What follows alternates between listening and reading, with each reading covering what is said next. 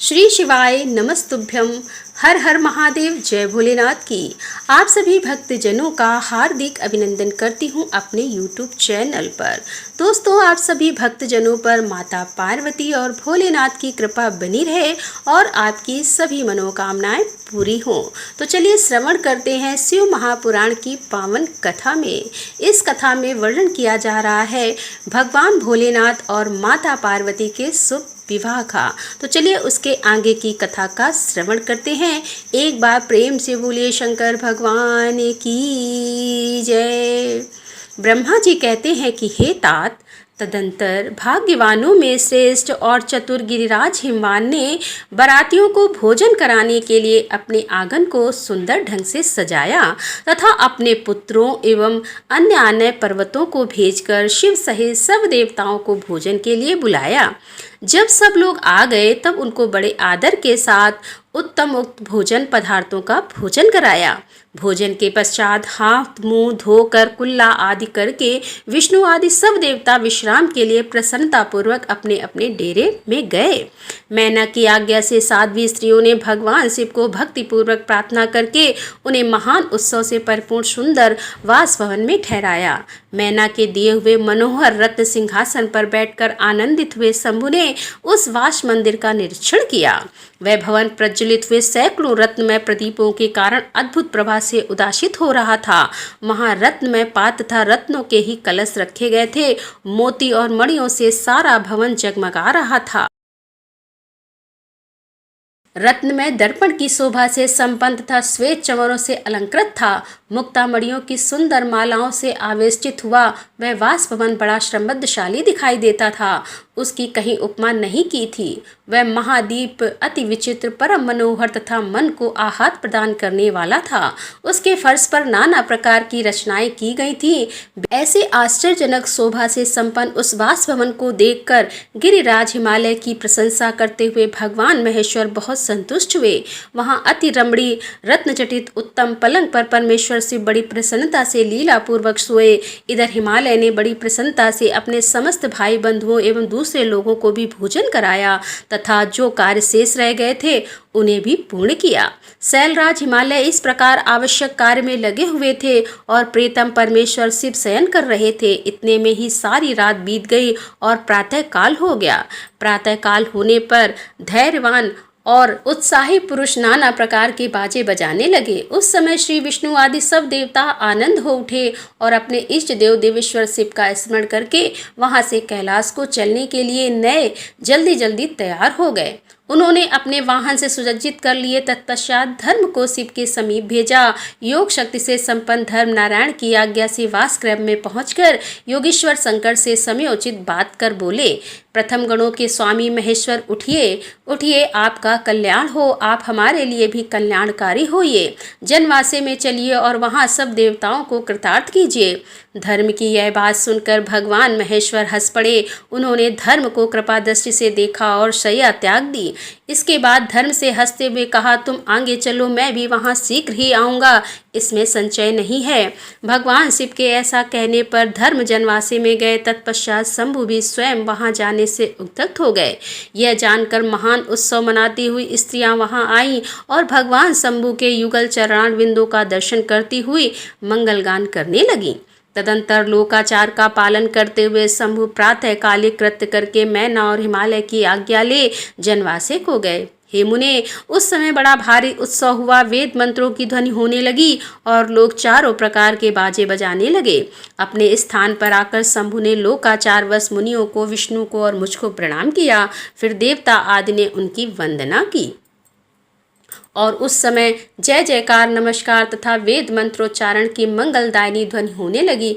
इससे सब ओर कोलाहल सा छा गया। ब्रह्मा जी कहते हैं कि तदंतर विष्णु आदि देवता तथा ऋषि कैलाश लौटने का विचार करने लगे। तब हिमालय ने जनवासे में आकर सबको भोजन के लिए निमंत्रित किया। तत्पश्चात देवेश्वर शिव को आमंत्रित करके हिमांचल अपने घर को गए और नाना प्रकार के विधान से भोजन उत्सव की तैयारी करने लगे। उन्होंने प्रसन्नता और उत्कंठा के साथ भोजन के लिए परिवार सहित भगवान शिव को यथोचित रीत से अपने घर बुलाया। शंभु के, विष्णु के, मेरे, अन्य सब देवताओं के, मुनियों तथा वहां आए हुए अन्य सब लोगों के भी चरणों को बड़े आदर के साथ धोकर उन सबको गिरिराज ने मंडप के भीतर सुंदर आसनों पर बिठाया और फिर अपने भाई बंधुओं को साथ लेकर उनके सहयोग से उन सब अतिथियों को नाना प्रकार के सरस पदार्थों द्वारा पूर्णतः तृप्त किया। मेरे, विष्णु तथा शंभु के साथ सब लोगों ने अच्छी तरह भोजन किया और नारद विधिवत भोजन और आचमन करके तृप्त और प्रसन्न हुए। सब लोग हिमाचल से आज्ञा ले अपने अपने डेरे पर गए। मुने इसी प्रकार तीसरे दिन भी गिरिराज ने विधिवत दान, मान और आदर आदि के द्वारा उन सबका सत्कार किया। चौथा दिन आने पर शुद्धता पूर्वक सभी चतुर्कर्मी हुआ, जिसके बिना विवाह यज्ञ अधूरा ही रह जाता है। उस समय नाना प्रकार का उत्सव हुआ और साधुवाद और जय जयकार की ध्वनि हुई। बहुत से सुंदर दान दिए गए, भांति भांति के सुंदर गान और नृत्य हुए और पांचवें दिन सब देवताओं ने बड़े हर्ष और अत्यंत प्रेम के साथ शैलराज को सूचित किया कि उनकी यह बात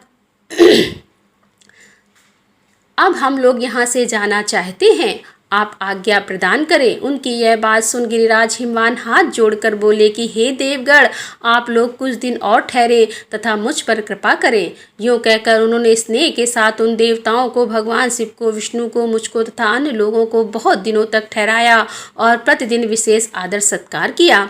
इस प्रकार देवताओं के वहाँ रहते हुए बहुत दिन बीत गए। तब उन सब ने गिरिराज के पास सप्तऋषियों को भेजा। सप्तऋषियों ने हिमवान और मैना से समयोचित बात कहकर उन्हें समझाया, परम शिव तत्व का वर्णन किया और प्रसन्नता पूर्वक उनके सौभाग्य की सराहना की। हे मुने, उनके समझाने से गिरिराज ने बारात को विदा करना स्वीकार कर लिया। तत्पश्चात भगवान शंभु यात्रा के लिए उद्यत हो देवता आदि के साथ शैलराज के पास आए। देवेश्वर शिव देवताओं सहित कैलाश की यात्रा के लिए जब उद्यत हुए तो उस समय मैना उच्च स्वर से रोने लगी और उन कृपानिधान से बोली। मैना ने कहा कि हे कृपानिधे, आप कृपा करके मेरे शिव का भली भांति लालन पालन कीजिएगा। आप आशुतोष हैं, पार्वती के सहस्त्रों अपराधों को भी क्षमा कीजिएगा। मेरी बच्ची जन्म जन्म में आपके चरणार बिंदु की भक्त रही है और रहेगी। उसे सोते और जागते समय भी अपने स्वामी महादेव के सिवा दूसरी किसी वस्तु की सुध नहीं रहती। मृत्युंजय आपके प्रति भक्ति भाव की बातें सुनते ही यह हर्ष के आंसू बहाती हुई पुलकित हो उठती है और आपकी निंदा सुनकर ऐसा मौन साध लेती है मानो मर सी गई हो। ब्रह्मा जी कहते हैं कि नारद ऐसा कहकर मेनका ने अपनी बेटी शिव को सौंप दी और उन दोनों के सामने ही उच्च स्वर से रोती हुई वह मूर्छित हो गई। तब महादेव जी ने मैना को समझाकर सचेत किया और उनसे विदा ले देवताओं के साथ महान उत्सव पूर्वक यात्रा की। वे सब देवता अपने स्वामी शिव तथा सेवगणों के साथ चुपचाप कैलाश पर्वत की ओर प्रस्थित हुए। वे मन ही मन शिव का चिंतन कर रहे थे। हिमाचलपुरी के बाहरी बगीचे में आकर शिव सहित सब देवता हर्ष और उत्साह के साथ ठहर गए और शिव के आगमन की प्रतीक्षा करने लगे। मुनिवर, इस प्रकार देवताओं सहित शिव की श्रेष्ठ यात्रा का वर्णन किया गया। अब शिव की यात्रा का वर्णन सुनो, जो विरह व्यथा और आनंद दोनों से संयुक्त है। ब्रह्मा जी कहते हैं कि नारद तदंतर सप्त ऋषियों ने हिमालय से कहा कि गिरिराज, आप अपनी पुत्री पार्वती देवी की यात्रा का उचित प्रबंध करें। हे मुनिवर, यह सुनकर पार्वती के भावी विरह का अनुभव करके गिरिराज कुछ काल तक अधिक प्रेम के कारण विषाद में डूब रह गए। कुछ देर बाद सचेत हो शैलराज ने तथास्तु कहकर मैना को संदेश दिया। हे मुने, हिमवान का संदेश पाकर हर्ष और शोक के वशीभूत हुई मैना पार्वती को विदा करने के लिए उद्धत हुई और शैलराज की प्यारी पत्नी मैना ने विधि पूर्वक वैदिक एवं लौकिक कुलाचार का पालन किया और उस समय नाना प्रकार के उत्सव मनाए। फिर उन्होंने नाना प्रकार के रत्न जटित सुंदर वस्त्रों और 12 आशाभूषणों द्वारा रजोदित श्रृंगार करके पार्वती को विभूषित किया। तत्पश्चात मैना के मनोभाव को जानकर एक सती साध्वी ब्राह्मण पत्नी ने गिरिजा को उत्तम पतिव्रत की शिक्षा दी। ब्राह्मण पत्नी बोली कि गिरिराज किशोरी, तुम प्रेम पूर्वक मेरा यह वचन सुनो। ये धर्म को बढ़ाने वाला, इस लोक और परलोक में भी आनंद देने तथा श्रोताओं को भी सुख की प्राप्ति कराने वाला है। संसार में पतिव्रता नारी ही धन्य है, दूसरी नहीं, वही विशेष रूप से पूजनीय है। पतिव्रता सब लोगों को पवित्र करने वाली और समस्त पाप राशि को नष्ट कर देने वाली है। हे शिवे, जो पति को परमेश्वर के समान मानकर प्रेम से उसकी सेवा करती है, वह इस लोक में संपूर्ण भोगों का उपभोग करके अंत में कल्याणमयी गति को पाती है। सावित्री, लोपामुद्रा, अरुधंती, सांडली, शतरूपा, अनसुईया, लक्ष्मी, स्वधा, सती, संज्ञा, सुमित, श्रद्धा, मैना और स्वाहा, ये तथा और भी बहुत सी स्त्रियां साध्वी कही गई हैं। यहाँ विस्तार भय से उनका नाम नहीं लिया गया है। वे अपने पतिव्रत के बल से ही सब लोगों की पूजनीय तथा ब्रह्मा, विष्णु, शिव एवं मुनीश्वरों को भी माननी हो गई हैं। इसलिए तुम्हें अपने पति भगवान शंकर की सदा सेवा करनी चाहिए। वे दीन दयालु, सबके सेवनीय और सत्पुरुषों के आश्रय हैं। श्रुतियों और स्मृतियों में पातिव्रत धर्म को महान बताया गया है। इसको जैसा श्रेष्ठ बताया जाता है वैसा दूसरा धर्म नहीं है, यह निश्चय पूर्वक कहा जा सकता है। पतिव्रत धर्म में तत्पर रहने वाली स्त्री अपने प्रिय पति के भोजन कर लेने पर ही भोजन करे। हे शिवे, जब पति खड़ा हो तब साध्वी स्त्री को भी खड़ी रहना चाहिए। शुद्ध बुद्धि वाली साध्वी स्त्री प्रतिदिन अपने पति के सो जाने पर सोए और उसके जागने से पहले ही जाग जाए। वह छल कपट छोड़कर सदा उसके लिए हितकर कार्य ही करे। हे शिवे, साध्वी स्त्री को चाहिए कि जब तक वस्त्राभूषणों से विभूषित ना हो ले तब तक वह अपने पति की दृष्टि से सम्मुख ना जाए। यदि पति किसी कार्य से परदेश में गया हो तो उन दिनों कदापि श्रृंगार नहीं करना चाहिए। पतिव्रता स्त्री कभी पति का नाम ना ले। पति के कटु वचन कहने पर भी वह बदले में कड़ी बात ना कहे। पति के बुलाने पर वह घर के सारे कार्य छोड़कर तुरंत उसके पास चली जाए और हाथ जोड़कर प्रेम से मस्तक झुकाकर पूछे, हे नाथ, किस लिए इस दासी को बुलाया है? मुझे सेवा के लिए आदेश देकर अपनी कृपा से अनुग्रहित कीजिए। फिर पति जो आदेश दे उसका वह प्रसन्न हृदय से पालन करे। वह घर के दरवाजे पर देर तक खड़ी ना रहे, दूसरों के घर ना जाए और कोई गोपनीय बात जानकर हर एक के सामने उसे प्रकाशित ना करे। पति के बिना कहे ही उनके लिए पूज्य सामग्री स्वयं जुटा दे तथा उनके हित साधन के यथोचित अवसर की प्रतीक्षा करती रहे। पति की आज्ञा लिए बिना कहीं तीर्थ यात्रा के लिए भी न जाए। लोगों की भीड़ से भरी हुई सभा या मेले आदि के उत्सवों को देखना वह दूर से ही त्याग दे। जिस नारी को तीर्थ यात्रा का फल पाने की इच्छा हो उसे अपने पति का चरणों तक पीना चाहिए। उसके लिए उसी में सारे तीर्थ और क्षेत्र हैं, इसमें संशय नहीं है। पतिव्रता नारी पति से उद्दिष्ट अन्न आदि को परम प्रिय भोजन मानकर ग्रहण करे और पति जो कुछ दे उसे महाप्रसाद मानकर सिरोधार्य करे। देवता, पितर, अतिथि, सेवक वर्ग, गौ तथा भिक्षु समुदाय के लिए अन्न का भाग दिए बिना कदापि भोजन ना करे। पतिव्रत धर्म में तत्पर रहने वाली गृह देवी को चाहिए कि वह घर की सामग्री को संयुक्त एवं सुरक्षित रखे। गृह कार्य में कुशल हो, सदा प्रसन्न रहे और खर्च की ओर से हाथ खींचे रहे। पति की आज्ञा लिए बिना उपवास, व्रत आदि ना करे, अन्यथा उसे उसका कोई फल नहीं मिलता और वह परलोक में नरकगामिनी होती है। पति सुख पूर्वक बैठा हो या इच्छा अनुसार क्रीड़ा विनोद अथवा मनोरंजन में लगा हो, उस अवस्था में कोई आंतरिक कार्य आ पड़े तो भी पतिव्रता स्त्री अपने पति को कदापि ना उठाए। पति नपुंसक हो गया हो, दुर्गत में पड़ा हो, रोगी हो, बूढ़ा हो, सुखी हो अथवा दुखी हो, किसी भी दशा में नारी अपने उस एकमात्र पति का उल्लंघन ना करे। रसवला होने पर वह 3 रात तक पति को अपना मुंह ना दिखाए, अर्थात उससे अलग रहे। जब तक स्नान करके शुद्ध ना हो जाए तब तक अपनी कोई बात भी वह पति के कानों में ना पड़ने दे। अच्छी तरह स्नान करने के पश्चात सबसे पहले वह अपने पति के मुख का दर्शन करे, दूसरे किसी का मुंह कदापि ना देखे अथवा मन ही मन पति का चिंतन करके सूर्य का दर्शन करे। पति की आयु बढ़ने की अभिलाषा रखने वाली पतिव्रता नारी हल्दी, रोली, सिंदूर, काजल आदि, चोली, पान, मांगलिक आभूषण आदि, केसों का संवारना, चोटी गूंथना तथा हाथ कान के आभूषण, इन सबको अपने शरीर से दूर ना करे। धोबिन, छिनाल या कुल्टा, सन्यासी और भाग्यहीन स्त्रियों का भी वह कभी अपनी सखी ना बनाए। पति से द्वेष रखने वाली स्त्री का वह कभी आदर ना करे, कहीं अकेली ना खड़ी हो, कभी नंगी होकर ना नहाए। सती स्त्री ओखली, मूसला, झाड़ू, सिल और जौत और द्वार के चौखट के नीचे वाली लकड़ी पर कभी ना बैठे।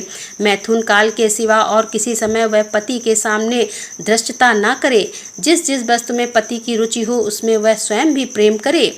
पतिव्रता देवी सदा पति का हित चाहने वाली होती है। वह पति के हर्ष में हर्ष माने, पति के मुख पर विषाद की छाया देख स्वयं भी विषाद में डूब जाए तथा वह प्रियतम पति के प्रति ऐसा बर्ताव करे जिससे वह उन्हें प्यारी लगे। पुण्यात्मा पतिव्रता स्त्री संपत्ति और विपत्ति में भी पति के लिए एक से रहे, अपने मन में कभी विकार न आने दे और सदा धैर्य धारण किए रहे। घी, नमक, तेल आदि के समाप्त हो जाने पर भी पतिव्रता स्त्री पति से सहसा यह ना कहे कि अमुक वस्तु नहीं है। वह पति को कष्ट या चिंता में न डाले। हे देवश्री, पतिव्रता नारी के लिए एकमात्र पति ही ब्रह्मा, विष्णु और शिव से भी अधिक माना गया है। उसके लिए अपना पति शिव रूप है। जो पति की आज्ञा का उल्लंघन करके व्रत और उपवास आदि के नियम का पालन करती हैं, वह पति की आयु हर लेती हैं और मरने पर नरक में जाती हैं। जो स्त्री पति के कुछ कहने पर क्रोधपूर्वक कठोर उत्तर देती हैं, वह गाँव में कुतिया और निर्जन वन में सियारीन होती हैं।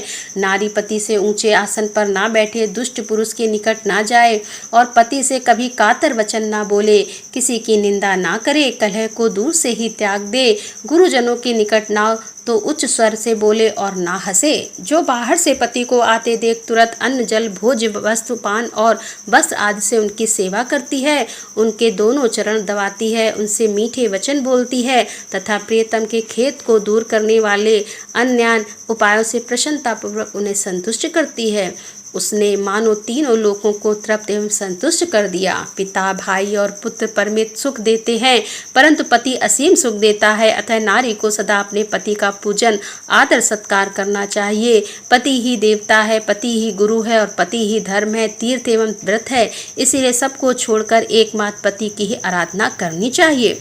जो दुर्बुद्धि नारी अपने पति को त्याग कर एकांत में विचरती है या व्यभिचारी करती है, वह वृक्ष के खोखले में शयन करने वाली कुर उल्लू की होती है।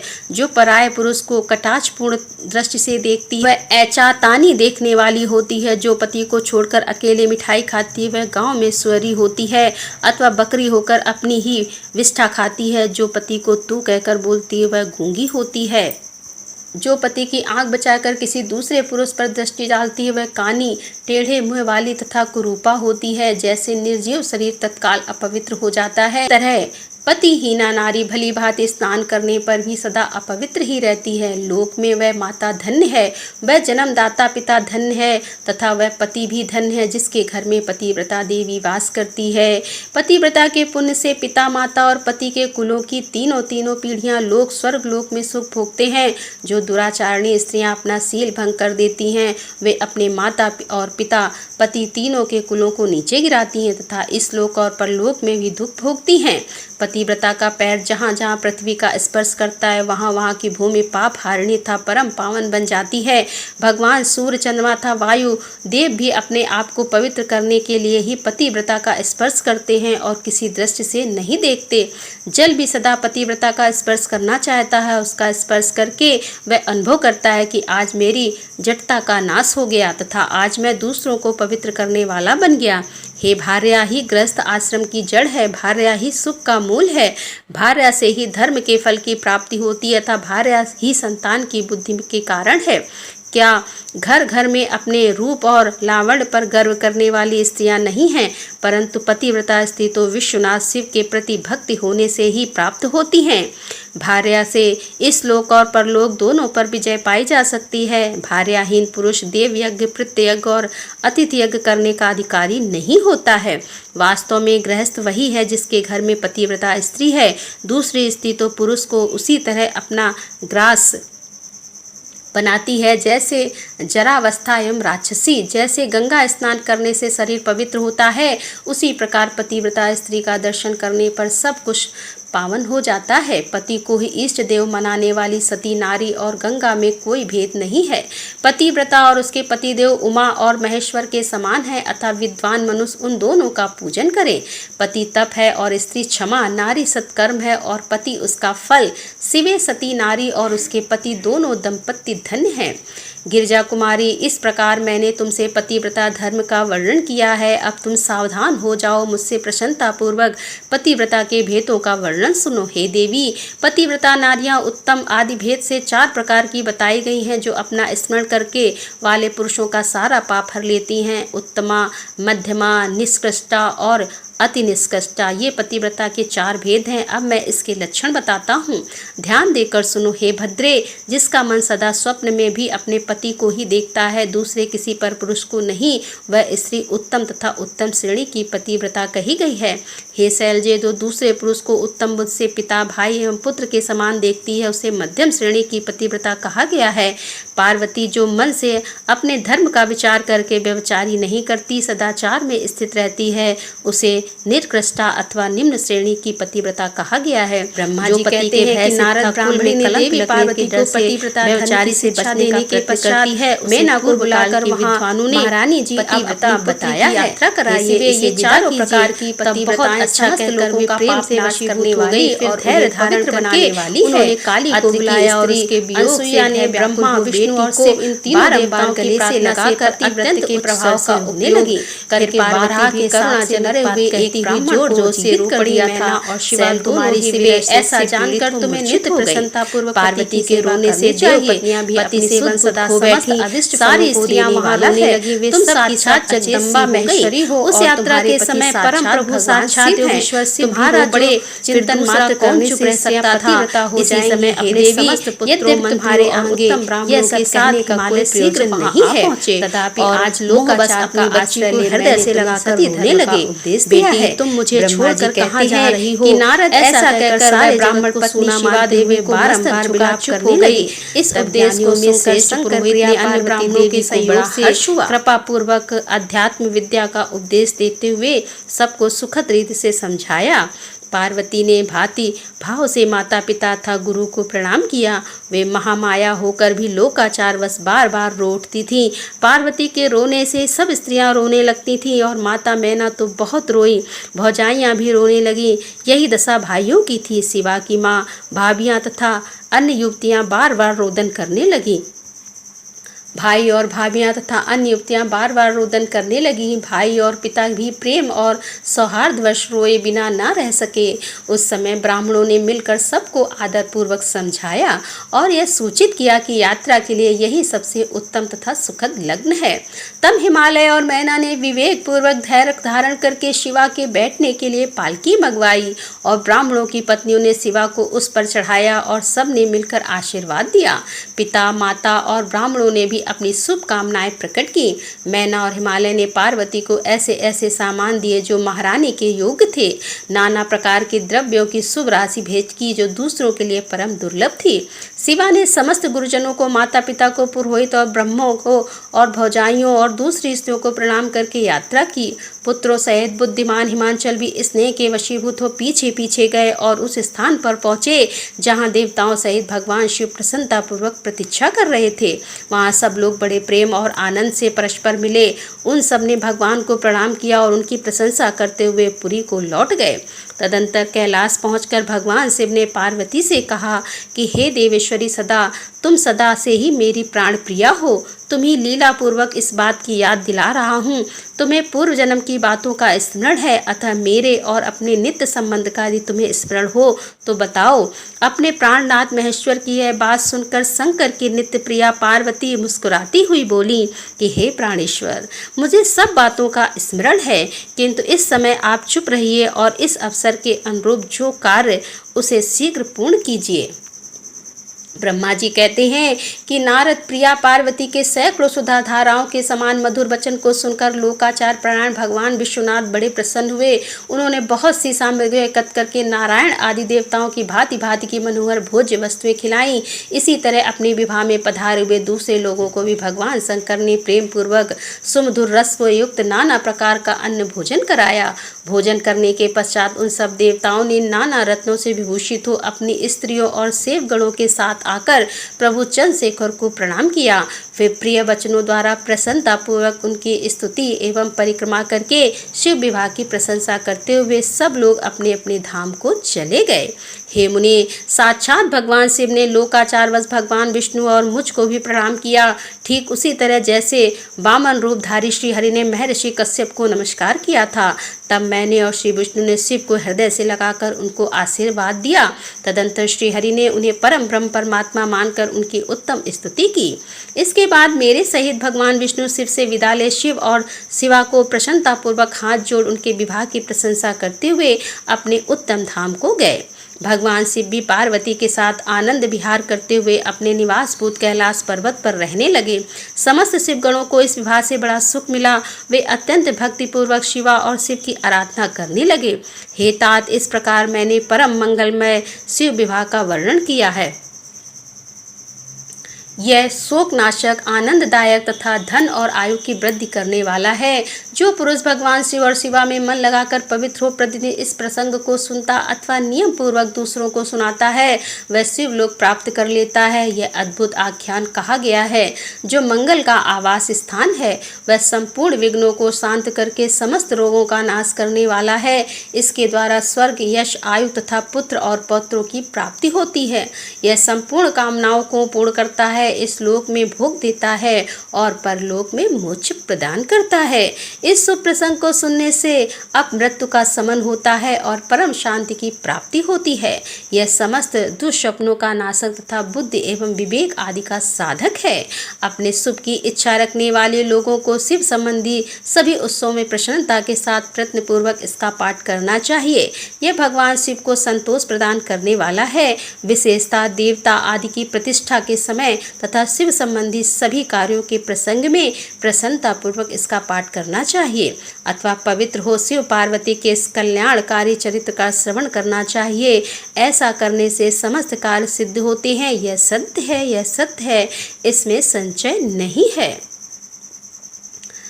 वंदना करने से जिनका मन प्रसन्न हो जाता है, जिन्हें प्रेम अत्यंत प्यारा है, जो प्रेम प्रदान करने वाले, पूर्णानंद में भक्तों की अभिलाषा पूर्ण करने वाले, संपूर्ण ऐश्वर्यों के एकमात्र आवास स्थान और कल्याण स्वरूप है, सत्य जिनका श्री विग्रह है, जो सत्यम है, जिनका ऐश्वर्य त्रिकाल बाधित है, जो सत्य प्रिय एवं सत्य प्रदाता हैं, ब्रह्मा और विष्णु जिनकी स्तुति करते हैं, वे स्वेच्छानुसार शरीर धारण करने वाले उस भगवान शंकर की मैं वंदना करता हूँ। श्री नारद जी से पूछा कि देवताओं का मंगल करने वाले देव परमात्मा शिव तो सर्वसमर्थ हैं। आत्मा राम होकर भी उन्होंने जिस पुत्र की उत्पत्ति के लिए पार्वती के साथ विवाह किया था, उनके वह पुत्र किस प्रकार उत्पन्न हुए तथा तारकासुर का वध कैसे हुआ, हे ब्राह्मण, मुझ पर कृपा करके यह सारा वृतांत पूर्ण रूप से वर्णन कीजिए। इसके उत्तर में ब्रह्मा जी के कथा प्रसंग सुनाकर कुमार के गंगा से उत्पन्न होने तथा कृतिका आदि 6 स्त्रियों के द्वारा उनके पाले जाने, उन 6 की संतुष्टि के लिए उनके 6 मुख धारण करने और कृतिकाओं के द्वारा पाले जाने के कारण उनका कार्तिकेय नाम होने की बात कही। तदंतर उनके शंकर गिरजा की सेवा में लाए जाने की कथा सुनाई। फिर ब्रह्मा जी ने कहा कि भगवान शंकर ने कुमार को गोद में बैठाकर अत्यंत स्नेह किया। देवताओं ने उन्हें नाना प्रकार के पदार्थ, विद्याएं, शक्ति, अस्त्र, शस्त्रास्त्र प्रदान किए। पार्वती के हृदय में प्रेम समाता नहीं था। उन्होंने हर्षपूर्वक मुस्कुराकर कुमार को परमोत्तम ऐश्वर्य प्रदान किया, साथ ही चिरंजीवी भी बना दिया। लक्ष्मी ने दिव्य संपत्ति तथा एक विशाल एवं मनोहर हार अर्पित किया। सावित्री ने प्रसन्न होकर सारी सिद्ध विद्याएं प्रदान की और मुनि श्रेष्ठ इस प्रकार वहां महोत्सव मनाया गया। सभी के मन प्रसन्न थे। विशेषता शिव और पार्वती के आनंद का पार नहीं था। इसी बीच देवताओं ने भगवान शंकर से कहा कि हे यह तारकासुर कुमार के हाथों ही मारा जाने वाला है, इसीलिए यह पार्वती परिणय था कुमारोत्पत्ति आदि उत्तम चरित्र घटित हुआ है। अतः हम लोगों के सुखार्थ उसका काम तमाम करने के हेतु कुमार को आज्ञा दीजिए। हम लोग आज ही अस्त्र से सज्जित होकर तारक को मारने के लिए रण यात्रा करेंगे। ब्रह्मा जी कहते हैं कि हे मुने, यह सुनकर भगवान शंकर का हृदय दयार्थ हो गया। उन्होंने उनकी प्रार्थना स्वीकार करके उसी समय तारक का वध करने के लिए अपने पुत्र कुमार को देवताओं को सौंप दिया। फिर तो शिव जी की आज्ञा मिल जाने पर ब्रह्मा, विष्णु आदि सभी देवता एकत्र होकर गुह को आगे करके तुरंत ही उस पर्वत से चल दिए। उस समय श्रीहरि आदि देवताओं के मन में पूर्ण विश्वास था कि ये अवश्य तारक का वध कर डालेंगे। वे भगवान शंकर के तेज से भावित हो कुमार के सेनापतित्व में तारक का संहार करने के लिए रण क्षेत्र में आए।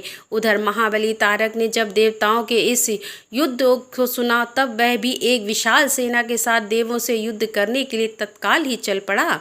उसकी उस विशाल वाहिनी को आती देख देवताओं को परम विस्मय हुआ। फिर तो वे बलपूर्वक बारंबार सिंहनाद करने लगे।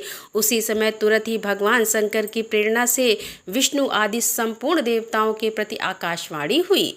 आकाशवाणी ने कहा कि हे देवगण, तुम लोग जो कुमार के अधिनायकत्व में युद्ध करने के लिए उद्यत हो, इसमें तुम संग्राम में दैत्यों को जीतकर विजयी होगे। ब्रह्मा जी कहते हैं कि हे मुने, उस आकाशवाणी को सुनकर सभी देवताओं का उत्साह बढ़ गया। उनका भय जाता रहा। वे वीरोचित गर्जना करने लगे।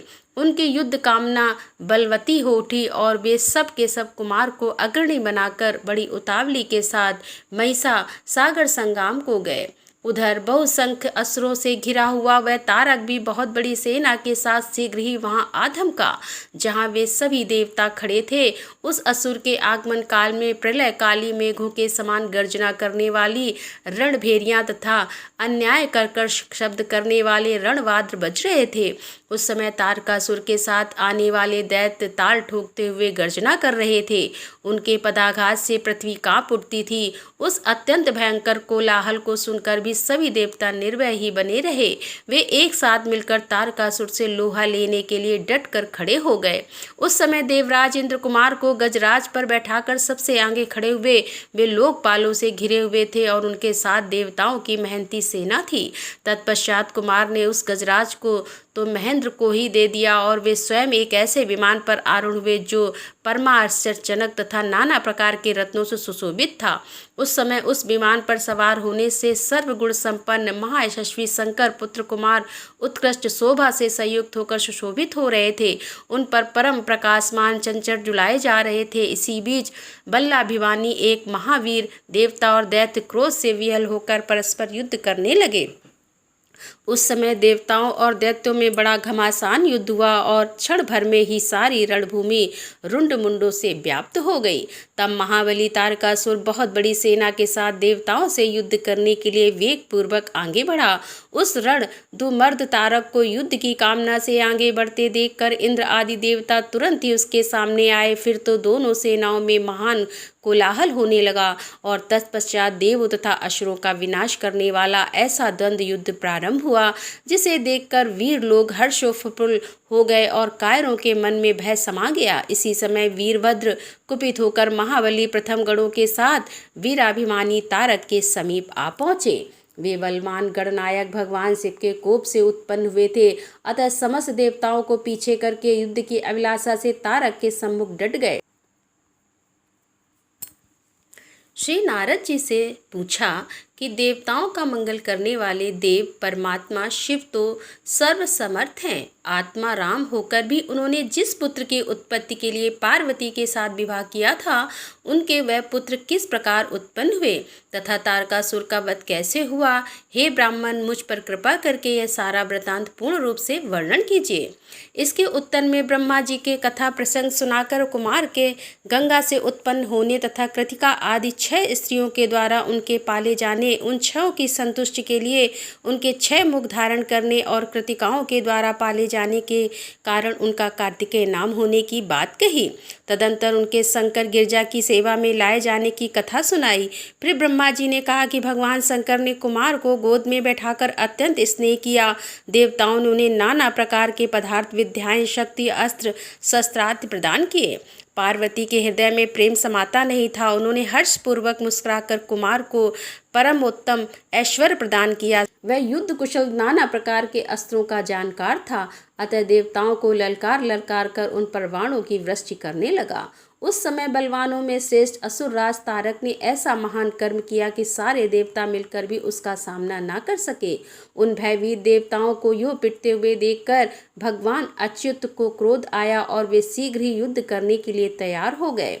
उन भगवान श्री हरि ने अपने आयुध सुदर्शन चक्र और सारंग धनुष सांड धनुष को लेकर युद्ध स्थल में महादैत्य तारक का आक्रमण किया। हे मुने, तदंतर सबके देखते देखते श्रीहरि और तारकासुर में अत्यंत भयंकर एवं रोमांचकारी महायुद्ध छिड़ गया।